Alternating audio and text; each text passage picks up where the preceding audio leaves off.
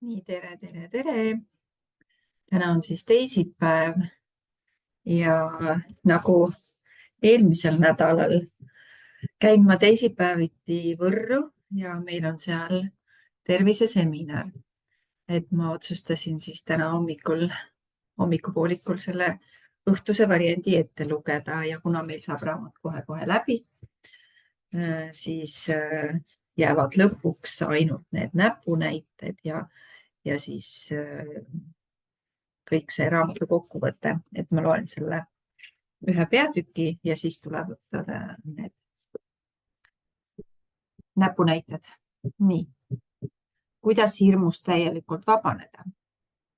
Läbi töötamata minevikuelamused ja negatiivsed uskumused püsivad kehas selleks, et hirm saaks neid võrdlusalusena kasutada. Teisisõnu, neist tulenevad kogemused ja uskumused on kehale tõendiks, et midagi on vaja karta, kuigi algne hirmuseisund võib olla ammu möödunud. Uskumused ja üleelamised on sisuliselt hirmupäästikud. Hirmu vallandajatena toimivatest minevikuelamustest ja uskumustest vabanemine on üks osa sellest, et hirmust lahti saaksime. Keha vastab hirmule ka füsioloogiliselt, võitlemise, põgenemise või paigale tardumise reageeringuga. See võib olla vägagi juurdunud muster. Keha on tarvis maha rahustada, ümber õpetada, eemale suunata millestki, mida ta on ilmselt teinud juba väga pikka aega. Hirmust vabanemise teine osa ongi see, et muudame füsioloogilist reaktsiooni hirmule. Olen näinud paljude hirmu alistusplaanide nurjumist, sest ühte eelnevatest nõuetest on eiratud. Kirjutan nüüd täpsemalt välja, kuidas me kahes etapis hirmust täielikult vabaneme. Esimene osa. Vabane hirmu päästikutest. Teame nüüd, mis kõik võib hirmu põhjustada. Pea meeles, et tõenäoliselt maandub iga hirm tuumuskumusele, et võid mingil viisil ohtu sattuda. Tuumuskumusele, issand, loen kolmas kord, tuumuskumusele, et võid mingil viisil ohtu sattuda. Seega, kui mõtiskled selle üle, millised asjad sinus niisuguse tunde tekitavad, oled alati õigel teel. Nendest põhjustest vabanemine on oluline osa hirmu mõjutamise üldprotsessist. Teeme seda sama võttega, millega oled juba õppinud vabastama negatiivseid uskumusi ja läbi töötamata kogemusi. Süvenegem protsessi, vabane läbi töötamata mineviku kogemustest. Tuvasta ja vabasta läbi töötamata mineviku kogemused, kus sul tuli võidelda, põgeneda või paigale tarduda. Nende hulka võivad kuuluda näiteks hetked, mil sa mis tahes viisil kartsid, olid paanikas, alandatud või ohus, emotsionaalselt või füüsiliselt. Võid selleks 7. peatüki juurde tagasi pöörduda. Peale selle võid rakendada 3 südame meetodit, mida õppisid tundma 9. peatükis. Ma pean nüüd mõtlema, kas ma selle 3 südame pildi teile nagu edastasin ka või? Pean vaatama see 3 südame pilt, et 3 südant näos. Nende üleelamiste hulka võivad kuuluda ka sugupõlve kogemused või varasem elukogemus, millest me eespool rääkisime. Vabane negatiivsetest uskumustest. Vaata üle levinud viisid, kuidas hirm võib avalduda. Rääkisime sellest eespool. Püüa tuvastada nende varjus peituvad negatiivsed uskumused. Võid kasutada minu pakutud oletusi, aga võid ka ise midagi teistsugust avastada. Võid protsessi läbimiseks tagasi pöörduda 8. peatüki juurde või siis kasutada hoopis 9. peatükis õpitud 3 südame meetodit. Võta endale aega ja tegele rahulikult energia vabastamisega, kasutades õpitud meetodeid. Isegi siis, kui suudad vaid ühest hirmust veidike kergendust saada, võib see su keha paranemise lainele lükata. Mine sinna, kuhu süda juhatab ning juba astudki iga sammu hirmust eemale. Ja teine osa. Keha hirmu reageeringu ümberseadistamine. Ehkki on oluline ajas tagasi minna ja hirmu energia peamistest põhjustest vabaneda, on vaja ka oma keha võitlemise, põgenemise või paigale tardumise reageering ümber kujundada. Kohe jagan sinuga mitut lähenemisviisi sellele, et saaksid endale sobivaima leida. Pea meeles, et saame mõjutada ja rahustada kolmiksoojendi meridiaani, energiat, mis on hirmu reageeringuga lähedalt seotud. Seda ikka ja jälle korrates saame luua uue mustri. Kui rakendad neid lihtsaid võtteid iga kord, kui tunned hirmu, ütled sa sisuliselt oma kehale. Tead, võiks praegu hoopis seda rahunemise värki teha. Sa ei pea neid kõiki kasutama. Tahan sulle lihtsalt mitu võimalust näidata. Siis saad otsustada, millised neist sulle meeldivad. Pead lihtsalt meelde jätma, et rakendaksid neid ja teeksid seda alati, kui tunned endas võimu vallanduvat. See on ümberseadistamiseks ainus toimiv viis. Harknäärme koputamine südamelöökide rütmis. Harknäärme tähtsuse ja selle koputamisest rääkisime esimest korda raamatu alguses. Põhjalikumalt süvenesime sellesse. Veel tutvusime harknäärme testi ja koputamisega. Harknäärme tasane koputamine erilises 1, 2, 3 rütmis, mis jäljendab südamelööke, on üks mu lemmikuid hirmuvastaseid võtteid. See on ühel ajal stimuleeriv immuunsüsteemile, aga rahustav kehale. Täiuslik kombinatsioon. Mina surun selleks labakäe vastu rinda ja koputan sõrmedega harknäärme kohale, kusjuures iga 3. koputus on pisut jõulisem kui ülejäänud. Seda võib teha mõned sekundid, kuid ka mitu minutit järjest. Paanikapunkti kasutamine. Kas mäletad veel?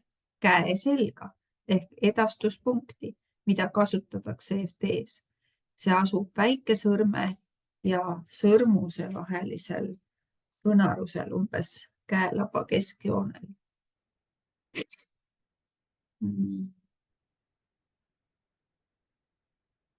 See asub väikesõrme ja sõrmuse vahelisel õnarusel, umbes käelaba keskjoonel.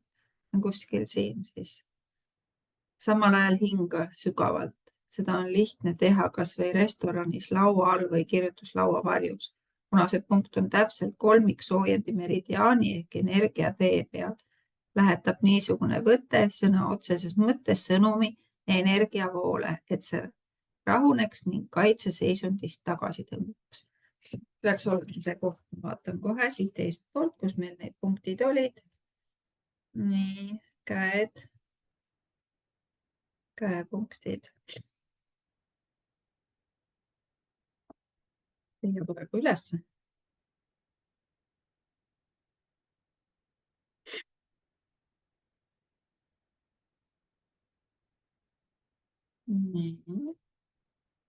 Harknääre. Issand, kuidas mu nina hakkas sügelema praegu. Täiesti hullu.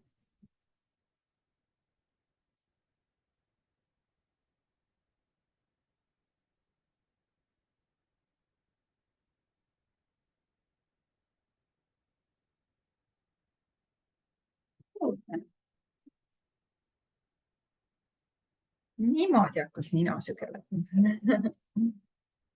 Oot, kus meil need punktid on? Miks ma ei leia neid? Nii. Punktid. Nii, kolmiksoojendi. kolmiksoojendi. Nii, siit peaks järgmine tulema.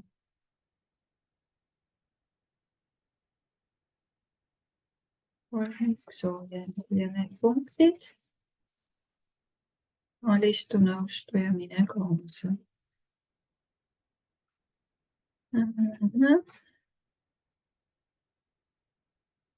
Partner on siin. Miks ma neid koputuspunkte ei leia? Väga põnev. Miks ma neid praegu ei leia?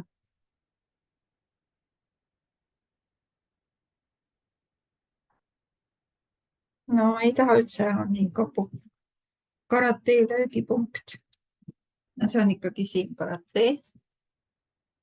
Karate löögipunkt on ikka välisseljal, mitte sees. Ma arvasin, et ta on siin nagu sees, selle kahe vahel, aga ta on ikkagi siin. Karate punkt. Nii. Läheme siis edasi. Nina kaudu hingamine. Kui oleme paanikas, kaldume kiiresti suu kaudu hingama. Kui oled kunagi kogenud paanikahoogu, siis tead, mis laadi hingamisest ma räägin.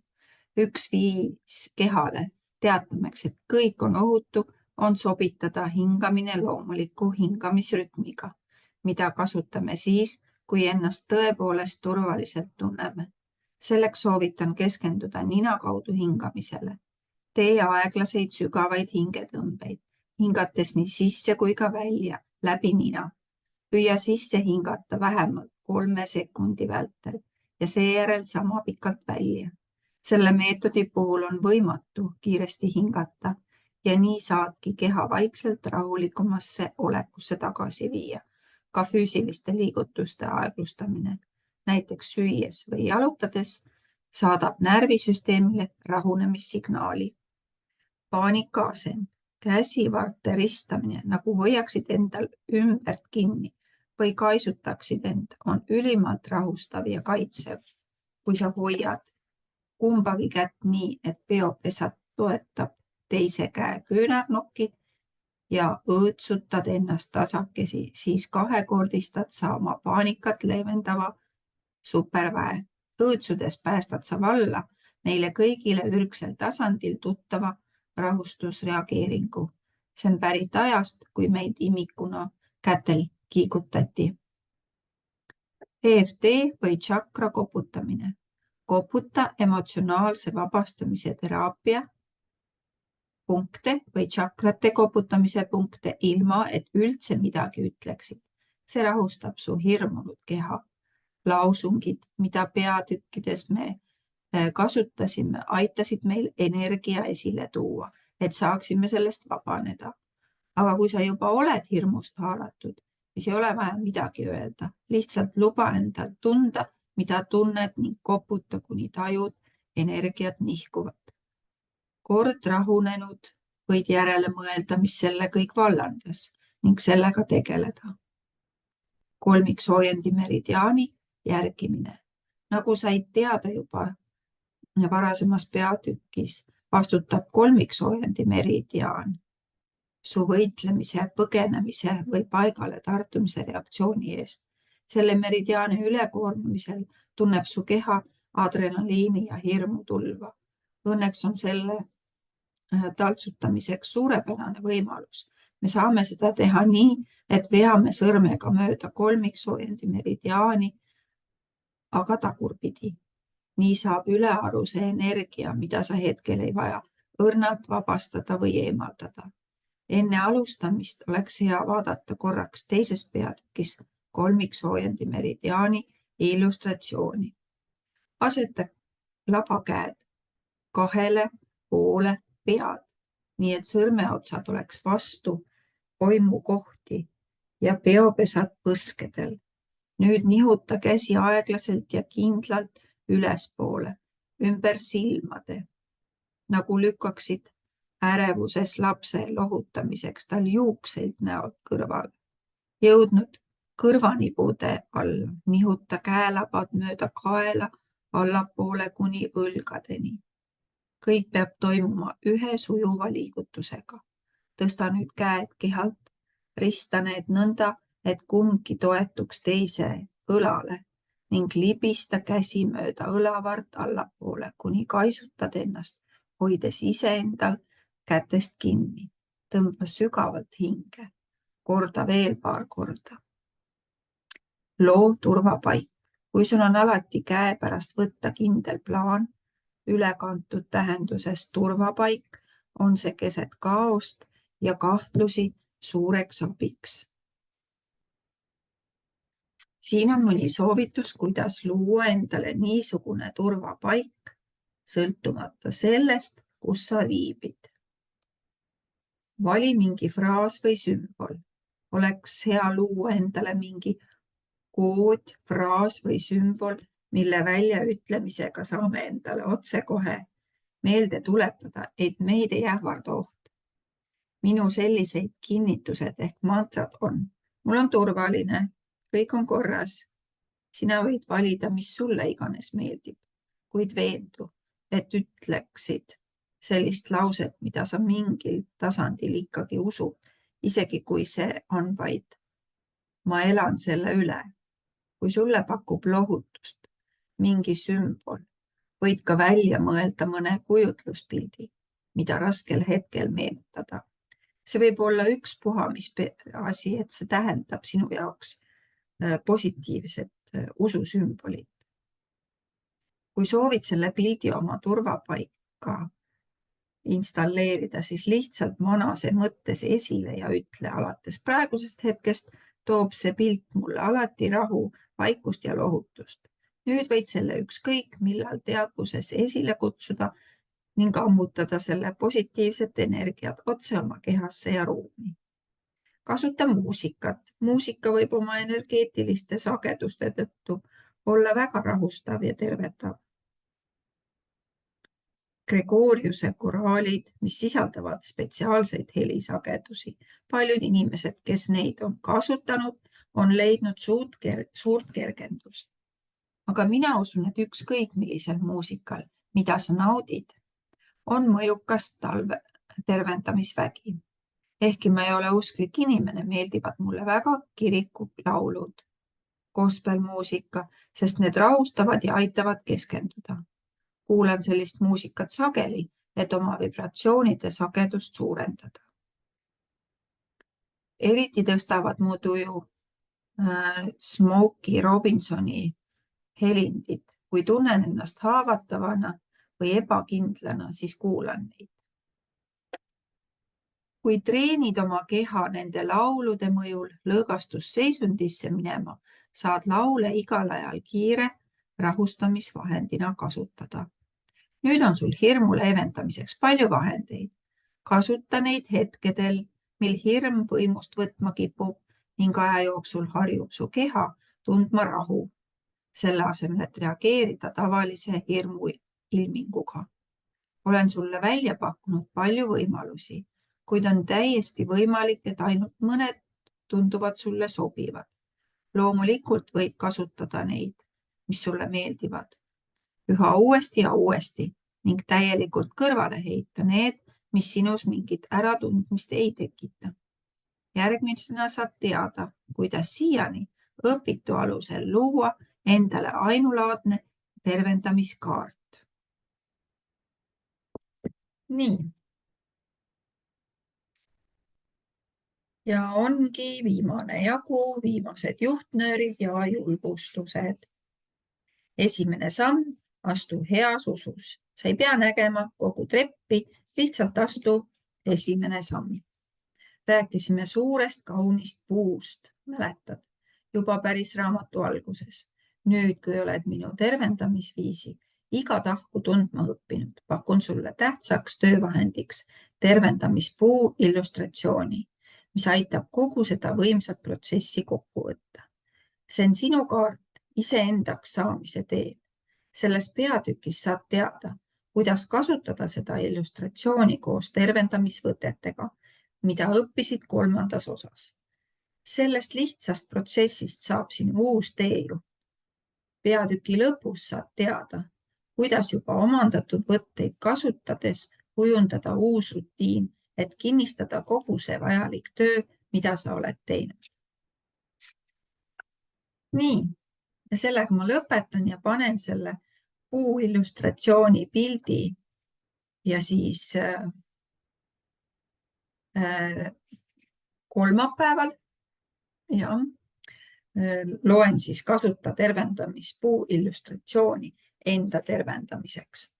Et siis hakkan seda lugema. Ja siis ongi meie raamat läbi. Nii et kohtumiseni järgmine kord.